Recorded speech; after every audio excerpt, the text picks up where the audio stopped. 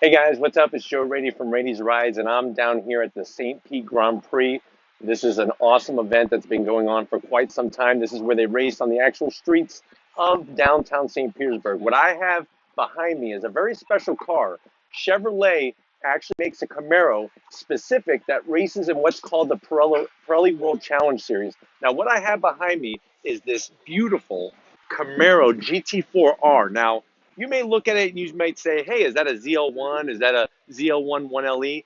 The GT4R is very specific. Now, based off of rules and stuff, sometimes the manufacturers have to do things where they're putting different types of engines underneath the hood that don't come with the car.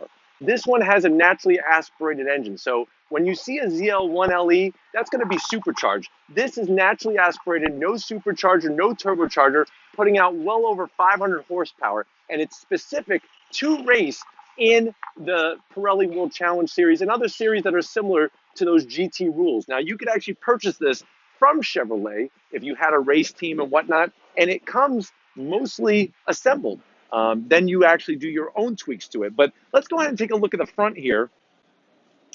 What I really love about this GT4R is they took the styling off the 1LE and they brought it for the track. You could see the extended front splitter here, the extra canards. All of this is for taking air and putting it in. You can see how they're actually running a ZL1 front end on the car. Even though the car is the GT4R, this thing is for racing. It has the central airflow bow tie. Remember, they hollowed this out. They learned this back in 2014 with the Z28 Camaro, that by hollowing out the bow tie, it actually wound up producing more power by getting more flow to the front of the car. Let me show you the hood here. I really love the hood on this GT4R. I love the carbon fiber that they have. I love just the colors. The way the silver and the red with the carbon fiber just pops. Let me go ahead and show you something that's not going to be found on your street version. This is going to come with these Pirelli Pzero slick tires. You have these forged magnesium wheels. This is for saving weight. As you can see, just like your street version, they're running Brembo calipers. These are obviously upgraded for the track, and they're also running rotors that are ventilated to help get that heat out of the rotor so that you can have consistent braking. Because here at St. Pete, going down that front straightaway over 120 miles an hour, you're going to need consistent braking every time you go to hit that center pedal. Let's go ahead and take a look at the side here. You can see how this is not glass. They actually put plexiglass here. It has the sliding window to gain access. The driver obviously is going to be sitting on the other side.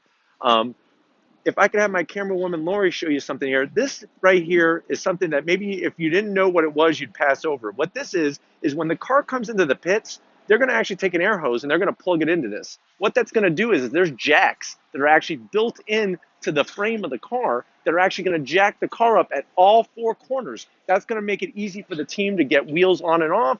And then once you're done, you just pull it and the whole car drops down and you're off to go.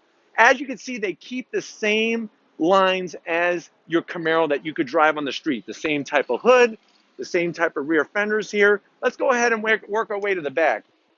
On the GT4R, you can see this huge carbon fiber wing. This thing is fully adjustable 10 times from Sunday. You can see how adjustable it is.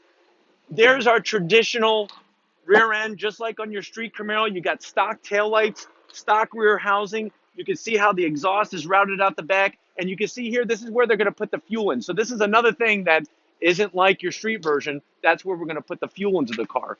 But as you can see, this car has an essence to it that harks back all the way back to those early generations of the Camaros when Chevrolet used to race in the Trans Am series with Roger Penske and those Sunoco Camaros. And it's something like this that they're trying to make it more accessible for people who want to race a Camaro in the Pirelli World Challenge Series to get that technology, that car to them at what would be considered an affordable price. But if this is the stuff that you like seeing, leave a comment in that comment section. I love coming to these racing events. I'll be going to more this year. If you have not seen my website, raitisrides.com, check it out. Check out my Instagram page. Check out my Twitter. Before we leave, though, I want to see if the door's unlocked. Let me just check for you guys because I would love to take you inside. You can see here. Hopefully nobody's going to come and yell at us, so let's just keep filming.